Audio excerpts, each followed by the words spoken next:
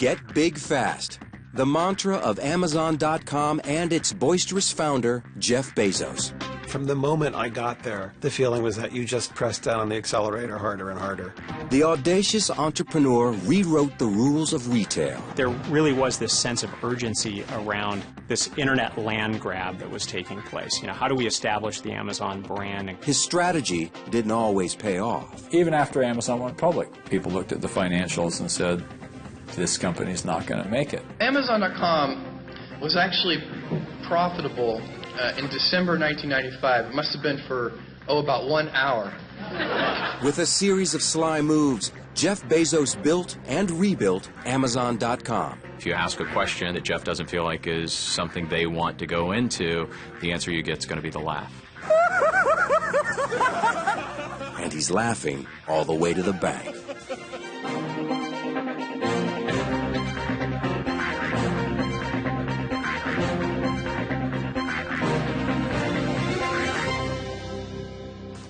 You can buy anything at Amazon.com, from books, music, shoes, and clothing, to a battle tank or a tiki hut. Amazon is the most successful online retailer in the world, and still run by the man who created it back in 1994, Jeff Bezos.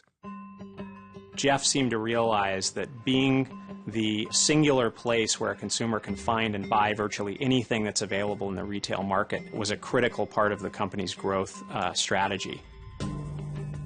The public image of Jeff Bezos is of a superhero entrepreneur, and he is that. If you look at his life from the very beginning, he's taken risks, and he's solved problems, and he's created billions of dollars of wealth. Bezos is more guarded than his outgoing public persona and declined to participate in this program. Jeffrey Preston Bezos was born in Albuquerque, New Mexico on January 12, 1964, to Jackie Gise, a 17-year-old high school student. Gise divorced his biological father and married Miguel Bezos, a Cuban immigrant and petroleum engineer for Exxon. Miguel adopted 4-year-old Bezos in 1968. Bezos described his early computer experience in a 2001 interview with the Academy of Achievement. There was a company in Houston that had loaned excess mainframe computer time to this little elementary school. None of the teachers knew how to operate this computer, nobody did, but there was a stack of manuals, and me and a couple of other kids stayed after class and learned how to program this thing. As a teen, Bezos embarked on his first serious entrepreneurial effort, a summer camp based out of his house with an emphasis on science and literature. 5 students signed up at $150 a pop.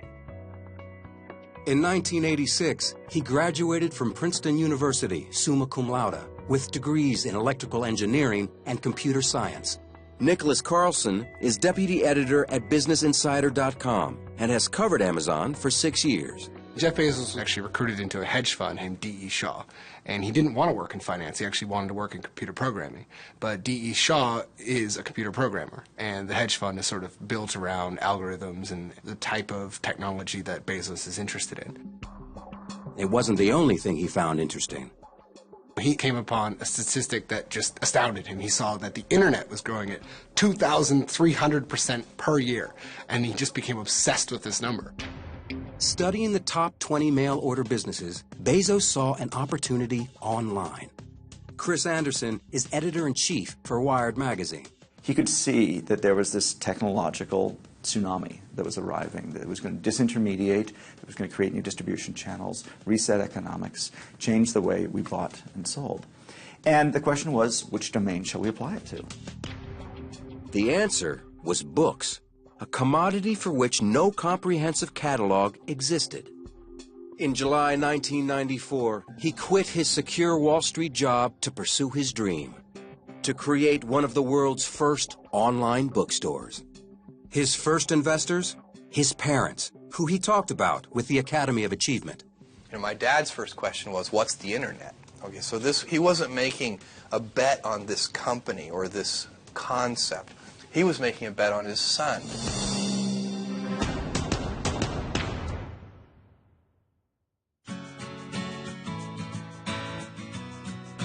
In the summer of 1994, Jeff Bezos and his wife Mackenzie headed to Washington State, armed with $300,000 from his parents.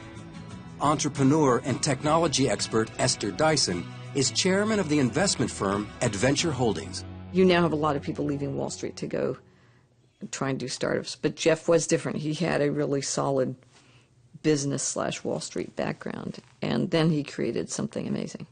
Bezos and his wife settled in Bellevue, Washington, and hired 2 programmers to write the code.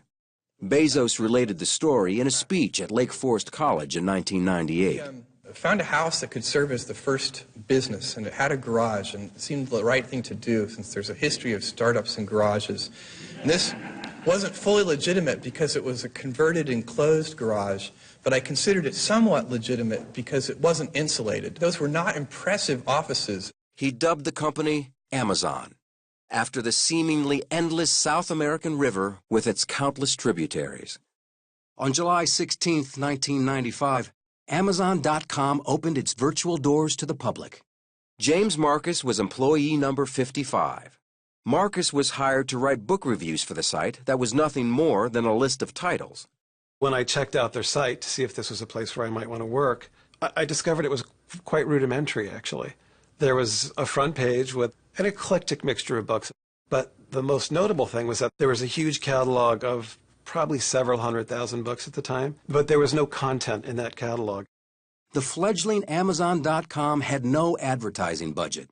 Initial sales were generated solely by word of mouth. Heath Terry is managing director of internet research at Canaccord Genuity. There was a lot different about Amazon really from the beginning. You know, they weren't in Silicon Valley. They were in Seattle. They weren't really into the whole hype of the bubble. They weren't putting out press releases every single day. The site caught on. Within a month, books had been sold to customers in all 50 states and 45 other countries. What was different about Amazon was that Jeff ran it right. He was organized. He understood distribution. He understood how to motivate people to buy. He did things with great attention to detail. Bezos' goal for growing the company could be summed up in a simple line. Get big fast was both a mantra and very much a strategic decision on Jeff's part. Everything had to be on steroids. All growth had to be on steroids. Eric Best was manager of business development at Amazon from 1999 to 2001. There really was this sense of urgency around capturing e-commerce market share, this internet land grab that was taking place. You know, how do we establish the Amazon brand and grow the overall business at the expense of competitors and within a very time-bound window? The strategy paid off big time. By the end of 1996, the company reached $15.7 million in sales. The gains were boosted by Amazon's ability to offer tax-free shopping to most online consumers. What makes us different is vast selection, convenience. We deliver right to the desktop, and also the fact that we're the broadest discounters in the world. We discount over 300,000 titles, basically the best-selling titles. That's twice as many titles as the largest physical bookstore even offers. But early investors were frustrated. The surge in sales came without profits, while Amazon spent millions developing software and expanding its business. You know, there was a lot of a risk that was taken on by the company during those early days, and I think there was a lot of speculation around whether or not that was the right thing to do. It's easy now to look back and say, of course, Amazon needed that capital and they needed to invest at the rate that they did in order to achieve the scale that they now have. That was not always clear from day one. What was clear was that Bezos was unstoppable. He kept up the pace and powered ahead for Amazon's IPO. The idea was that you could not rest on your laurels for one moment, and that you just had to keep innovating all the time and staying ahead of the competition all the time and never have even a millisecond of complacency. On May 15, 1997, the stock began trading on the NASDAQ stock market at $29.25 a share, nearly $12 higher than its offering price. The day of the actual IPO was a very big deal. There were, parties all over the company, and Jeff addressed us, over the speakerphone from New York. I mean, Jeff was telling us on the phone, we've made history today. You have all made history today. It was pretty damn exciting.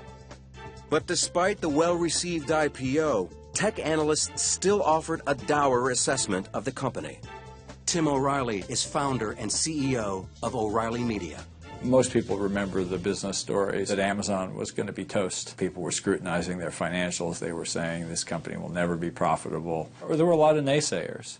The company's engineers were hard at work updating the site, introducing features like one-click shopping. By the end of 1997, the value of Amazon stock nearly tripled. Jeff would say to us, do not pay attention to the stock price. He was very confident that in the long run it would go up and up and up, but felt it was very dangerous to look at it in the short run. Amazon continued their frantic expansion, hiring more than 7,000 employees and beefing up their product line. You know, we just started talking about virtually everything and anything. We could sell groceries, healthcare, cell phone plans and cell phones, magazines, and then eventually, hardware, garden hoses, and toys. The expanded product line and high-volume sales paid off for both Amazon.com and Bezos. On December 20th, 1999, he was anointed Time Magazine's Person of the Year. It made my mom cry, and parents are always proud, and that feels great. It was the ultimate legitimization of his sort of starry-eyed dream of conquering the world through e-commerce. Like, you flip to the inside of the magazine, there's Jeff dressed as Indiana Jones swinging on a vine. It was kind of making him into an American folk hero in a way. It's like you suddenly, like Paul Bunyan was in the office down the hall from you. Bezos was at the top of his game, but an industry-wide disaster was right around the corner.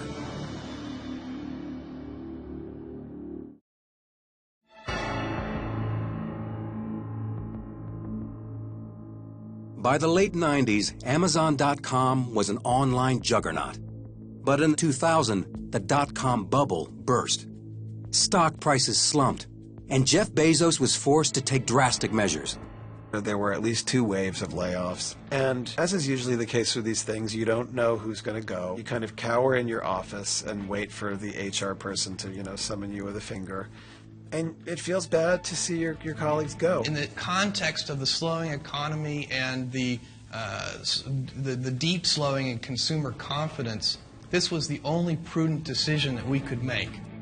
By September 2001, the company's stock hit an all-time low and bottomed out at $5.97 a share. From poster child to whipping boy in nanoseconds, it's not the kind of stock that you can own and sleep well if you're a small investor. And I think, by the way, that's true of all internet stocks. The advantage that Amazon had was they had built this war chest, so to speak, on their balance sheet of cash to fund them through all this. Jeff Bezos made a lot of large bets, and not all of them paid off. The company didn't profit for many years in the beginning. The reason Jeff Bezos got away with that and benefited long term is because he was always very direct with employees and stakeholders in the company. At long last, by January 2002, those bets began to pay off. Amazon's stock price rebounded, and Bezos' company did something it hadn't done in 7 years, posted a profit. The best thing you can say about him is that he was unwavering in his confidence. He could see the bigger picture, and he knew that the skeptics were short-termers. They were not seeing the big picture, and he stuck to the vision. Once the bubble burst, the investors' patience for companies saying we're going to make big investments in building out a .com side to our business was very, very thin. And so Amazon took advantage of that and started partnering with Target and Toys R Us and The Gap and other traditional retailers. The .com retail giant joined forces with more than 400 companies, but not all retailers were willing partners. I do know of a number of cases in which he has acquired companies in order to take out competitors, potential future competitors, rather than because he actually wants that business to continue. With his company back on track, Bezos switched gears and increased his focus on a much different passion. On March 6, 2003, he chartered a helicopter to scout property in a remote region of southwest Texas. He was looking to buy up ranches for a venture he had started in 2000 called Blue Origin. Blue Origin is a technology company whose purpose was to develop vertical takeoff and vertical landing rockets for human space travel. The trip was nearly a disaster. Shortly after takeoff, the helicopter flipped and landed in a riverbed. In 2003, Jeff Bezos almost died in a helicopter crash. It's sort of a pattern where he can go through something difficult, like a dot-com crash, be philosophical about it, laugh it off with his big famous laugh. Unlike space exploration ventures bankrolled by private backers, including Elon Musk, Richard Branson, and John Carmack, Bezos is obsessive about keeping his efforts at Blue Origin secret. For a variety of reasons, it's pretty secretive. And I think, actually, from the point of view of the space industry, that's sort of a pity. What makes a good market is when you have a bunch of competitors openly competing and they try and position themselves against one another, and the market's visible, they compete for money, they compete for people, and so forth. After 6 years of working behind closed doors and locked gates, Blue Origin's odd-looking test rocket blasted off. Bezos was also set to launch on another revolutionary effort, this one closer to home. This was an opportunity to hugely expand the book industry, expand pricing, expand the definition of what a book could be. But it required someone with sufficient clout to do that end-to-end, hardware, software, web integration, and only Amazon was in a position to do that.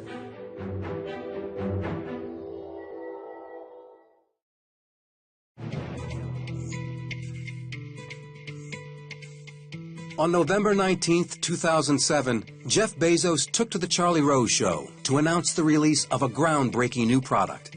Here in my hands is what we're talking about. It is called the Kindle.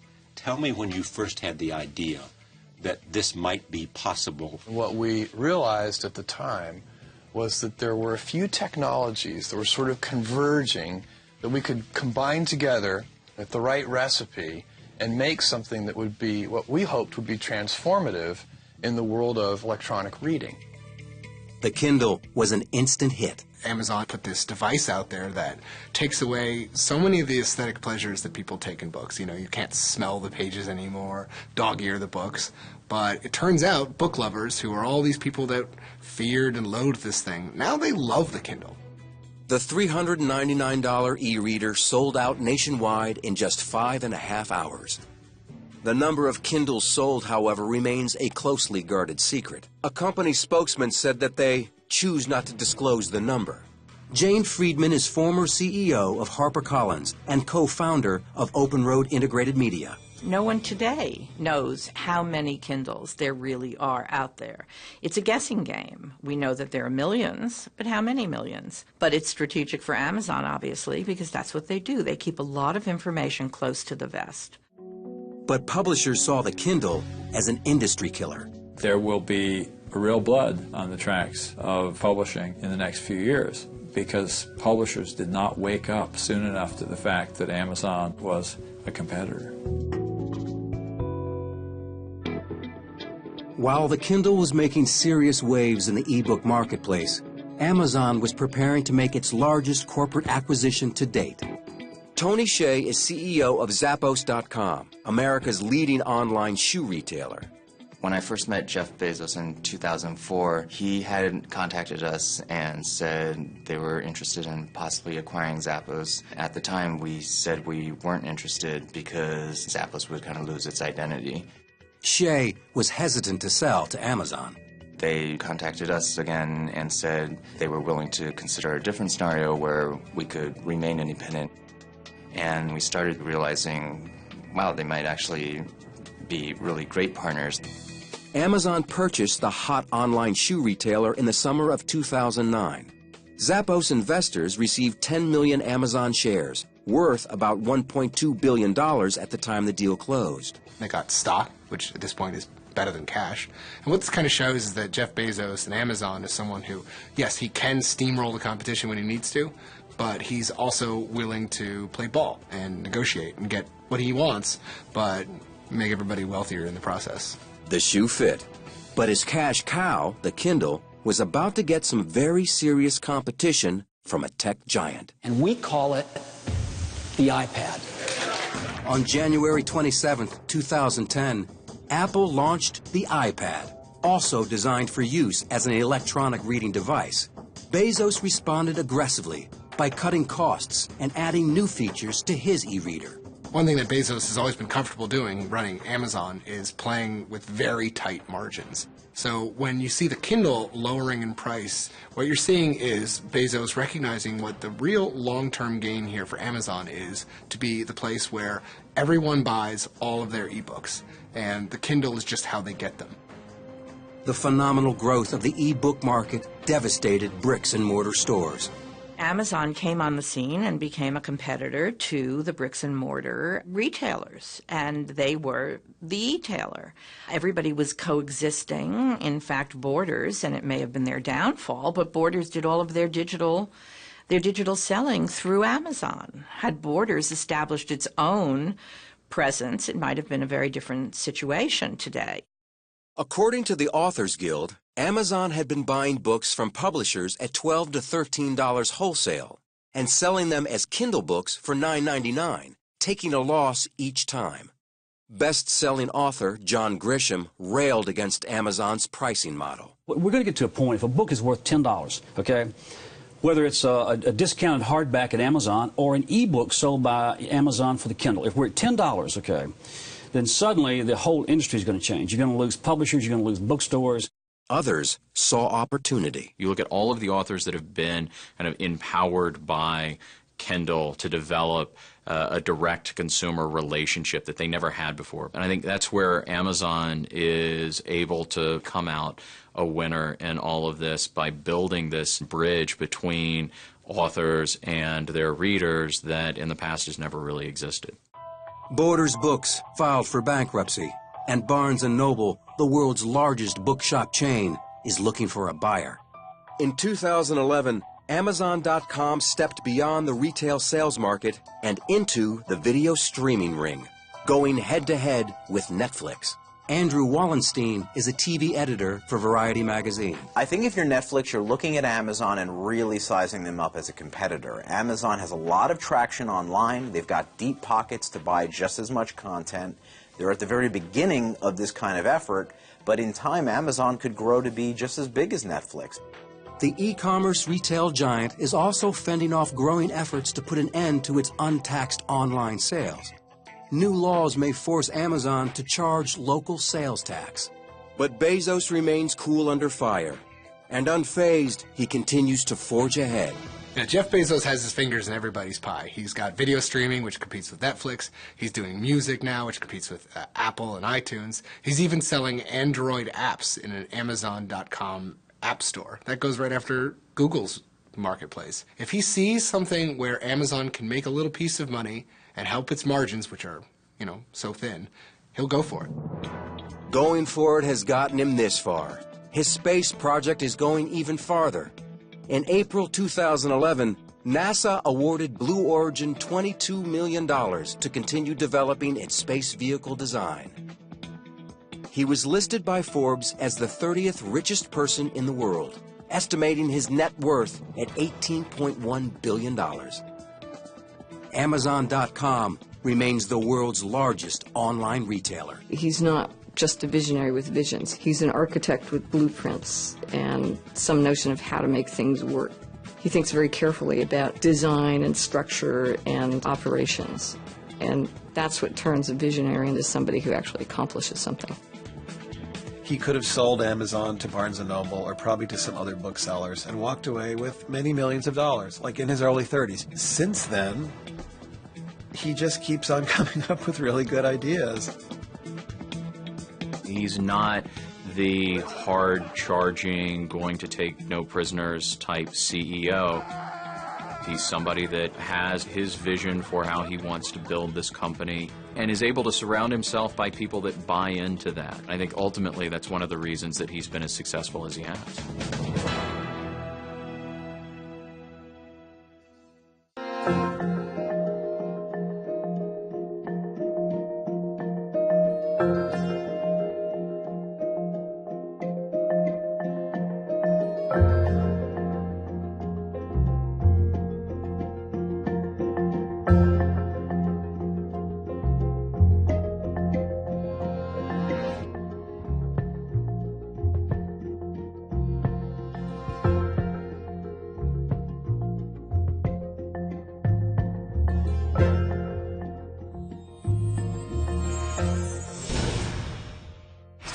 19, Bezos embarked on his first serious entrepreneurial effort, a summer camp based out of his house with an emphasis on science and literature. 5 students signed up at $150 a pop. In 1986, he graduated from Princeton University, summa cum laude, with degrees in electrical engineering and computer science. Nicholas Carlson is deputy editor at BusinessInsider.com and has covered Amazon for 6 years. Jeff Bezos was actually recruited into a hedge fund named D.E. Shaw, and he didn't want to work in finance. He actually wanted to work in computer programming. But D.E. Shaw is a computer programmer, and the hedge fund is sort of built around algorithms and the type of technology that Bezos is interested in. It wasn't the only thing he found interesting. He came upon a statistic that just astounded him. He saw that the internet was growing at 2,300% per year, and he just became obsessed.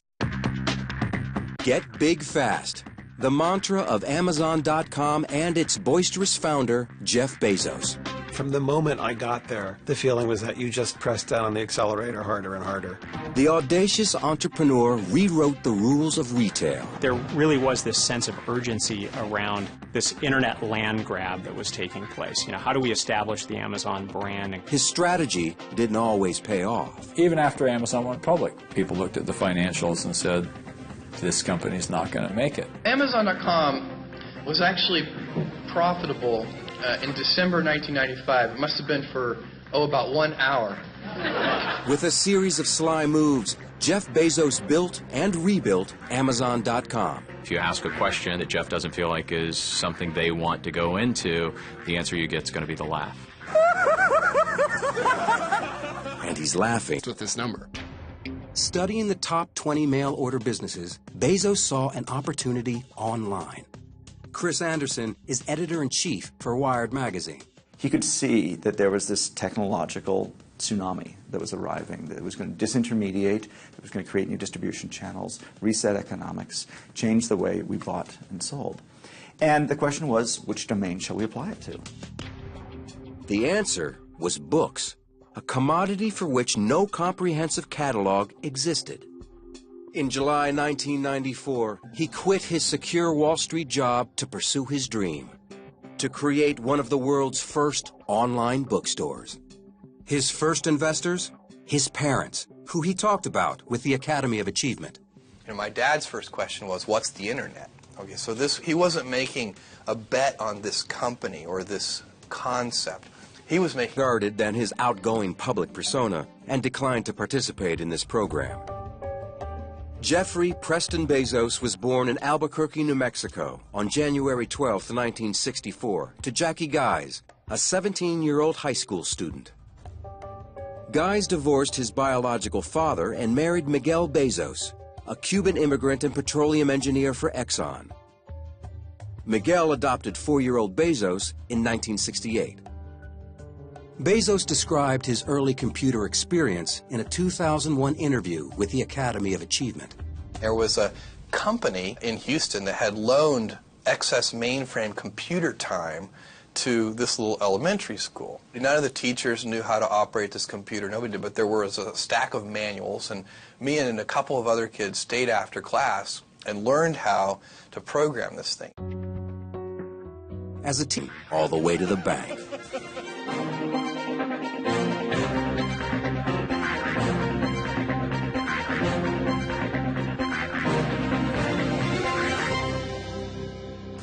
You can buy anything at Amazon.com, from books, music, shoes, and clothing, to a battle tank or a tiki hut. Amazon is the most successful online retailer in the world, and still run by the man who created it back in 1994, Jeff Bezos.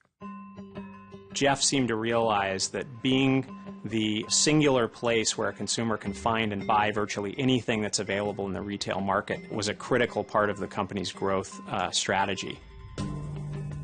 The public image of Jeff Bezos is of a superhero entrepreneur, and he is that. If you look at his life from the very beginning, he's taken risks and he's solved problems and he's created billions of dollars of wealth. Bezos is more